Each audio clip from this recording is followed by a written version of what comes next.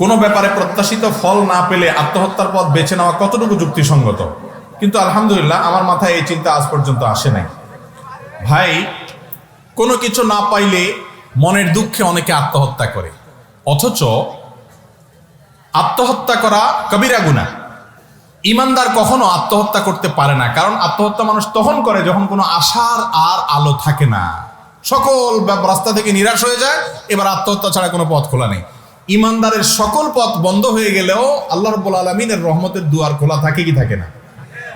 একজন পরীক্ষায় ভালো ফলাফল করলো না, সে আত্মহত্যা করে ফেললো। কেন রে বাবা? পরীক্ষা ভালো ফলাফল করলেই দুনিয়ার সব জয় হয়ে যাবে এমন কোনো কথা আছে? কত মানুষ পরীক্ষা ভালো ফলাফল করে কিচ্ছু করতে পারে নাই। সবর করতে হবে যে আমার যে ক্ষতি হলো এটাকে আমি খারাপ মনে করতেছি, অথচ সেটা আমার জন্য কল্যাণকর হতে পারে, কোরআনে আল্লাহ বলেছেন। বিধায় অপেক্ষা করতে হবে যে এরপরে কি আসে। কখনো নিরাশ হওয়া যাবে না। দেয়ালে পিঠ থেকে গেছে, আল্লাহ তাআলার রহমত আসবে, কিছু না আসলে মওত আসবে, মৃত্যুর পরে তো আমার জান্নাত আসবে। কিন্তু আত্মহত্যা করলে এটা কবিরা গুনাহ। আত্মহত্যাকারীর জানাজা এলাকার সম্ভ্রান্ত ব্যক্তিরা পড়বে না, সাধারণ লোকদেরকে দিয়ে পড়াবে, যাতে করে অন্যরা আত্মহত্যা না করে। মুসলমান কখন নিরাশ হতে পারে না। আল্লাহ বলেছেন লা তাইয়াসু মির রাউহিল্লাহ ওয়ালা ইয়াস মির রাউহিল্লাহ ইল্লাল কওমুল কাফিরুন।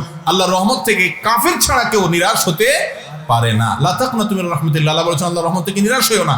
সব রাস্তা বন্ধ হয়ে গেছে, আল্লাহ রাস্তা দেখাবে, সবর করেন, ইনশাআল্লাহ বিইذنিল্লাহ। এজন্য মুসলমানদের জন্য আত্মহত্যা করা জায়েজ নেই।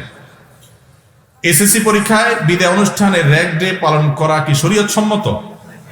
এটা নিয়ে তো অনেক কথা হয়েছে সম্প্রতি। দেখুন, বিদায় অনুষ্ঠান করলো, বিদায়ের সময় কেউ অন্যের সাথে বোঝাপড়া করলো, ফোন নাম্বার বিনিময় করলো, তাদের অনুভূতিগুলো প্রকাশ করলো, এটা তো কোনো অসুবিধার কিছু নেই।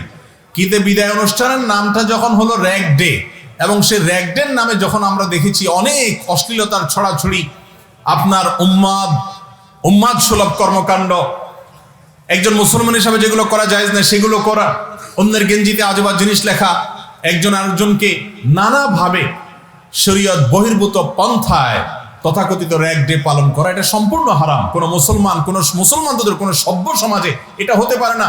বিদায় অনুষ্ঠানে চোখের পানি থাকবে, একে অন্যকে ফিল করবে, শিক্ষকদের ফিল করবে, সেটা না করে ফুর্তি ফাট্টা তামাশা করা, এটা কোনো অবস্থাতে যুক্তিসঙ্গত হতে পারে না। এটা উদ্ভট কর্মকাণ্ড। আল্লাহ তাআলা আমাদের তরুণ সমাজকে উদ্ভট কর্মকাণ্ড থেকে বেঁচে থাকার তৌফিক দান করুন। আমি একজন কাঠের ফার্নিচার ব্যবসায়ী। আমি মালের অর্ডার নেওয়ার সময় বলি যে ভালো 81 কাঠের মাল বানিয়ে দেব, কিন্তু সেখানে কিছু অন্য কাঠ দিয়ে দিই, এতে কি জায়েজ হবে? ভাই, ক্লায়েন্টের সাথে যেই কথা বলবেন সেই কথা পূরণ করতে হবে। ক্লায়েন্টের সাথে বলবেন একটা, করবেন আরেকটা, এটা গুনাহ হবে। নবী করিম সাল্লাল্লাহু আলাইহি সাল্লাম একবার বাজারে গেছেন।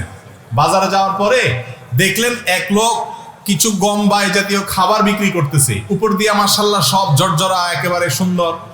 নবী সাল্লাল্লাহু আলাইহি সাল্লাম ভিতরে হাত দিলেন, ওনার সন্দেহ হয়েছে, ভিতরে হাত দিলেন, দিয়ে দেখেন সব ভিজা। তখন তিনি বললেন, কিরে, ভিজা গমের এক দাম, শুকনা গমের আরেক দাম, তুমি উপর দিয়ে শুকনা গম দিয়ে দিছো, তলে ভিজা ব্যাপার কি? বলে, ইয়া রাসূলুল্লাহ, এটা পানিতে ভিজে গেছে, বৃষ্টি বা কিছু একটা পানিতে ভিজে গেছে, এখন আমি তো ক্ষতিগ্রস্ত হয়ে যাবে, এই জন্য উপরে এগুলো দিয়ে বিক্রি করতেছি। তখন নবী করিম সাল্লাল্লাহু আলাইহি সাল্লাম বলেছেন, মান গাশশা ফালাইসা মিন্না। যে কাস্টমারকে বা অন্য কাউকে ধোকা দেয়, এমনকি কাস্টমার অনেক সময় দোকানদারের ধোকা দেয়, সে টাকা আস্তে করে ভাঁজ করে ভরে দেয়, বেচারা ক্যাশে রেখে দেয়, আছে না নেই? যদিও টাকা ছিললে টাকার মান কমে না, কিন্তু এর কারণে সেই হ্যাসেলে পড়তে হবে। তাহলে আপনি 2 নম্বরই করে পেঁচায় পুষায় দুইটার ভিতরে আরেকটা ঢুকাই দিয়ে দিলেন, তাহলে আপনিও ধোকা দিলেন, প্রতারণা করলেন। আর কাঠমিস্ত্রি ভাই, আপনি যে মাসআলা জানতে আসছেন সেজন্য আমি আপনাকে ধন্যবাদ জানাই। আর আল্লাহর ভয় আপনাকে দিচ্ছি, কিয়ামতের দিন আল্লাহর কাছে জবাবদিহি করতে হবে। ভাই রে, যে কাঠ বলবেন সেই কাঠই দিবেন, দাম বেশি লাগলে বেশি হবে, কাস্টমার কম থাকবে, তারপরেও আপনি আপনার নীতি উপরে ঠিক থাকবেন। একটা কথা মনে রাখবেন, ব্যবসার সবচেয়ে বড় অ্যাসেট হলো সততা, বিশ্বাসযোগ্যতা। একবার যদি সবাই জানতে পারে এই লোক 2 নাম্বারই করে না, কাস্টমার আর অভাব হবে না।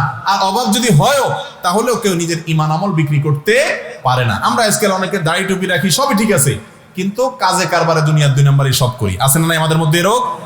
অথচ হালাল উপার্জন না করলে দোয়াই কবুল হবে না, জান্নাতে যাবে না সে দেহ যে দেহ হারাম দ্বারা গঠিত হয়। এজন্য কাঠমিস্ত্রি ভাই হন আর দোকানদার, মুদি দোকানদার ভাই হন, সব ভাইকে একই কথা যে 2 নাম্বারই করবেন না, দেশি মসুর ডালি কই বলে ওই যে 3-4 পদের মশারি মিশায়া তারপর দিয়ে দিলেন, আছে না নাই?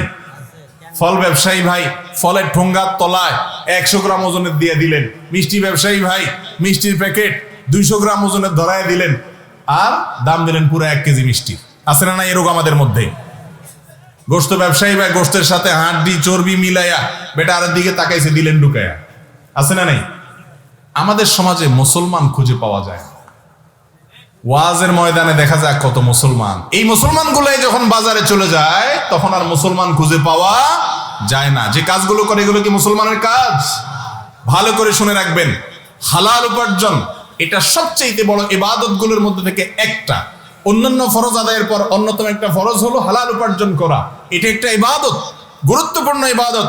আল্লাহ কোরআনে বলছেন তার নবীদেরকে, ইয়া আইয়ুহার রাসূলু কুলু মিনাত তাইয়্যিবাতি ওয়া আমালু সালিহা, হে নবী রাসূলগণ তোমরা হালাল ভক্ষণ করো, হালাল উপার্জন করো, সৎভাবে কামাও।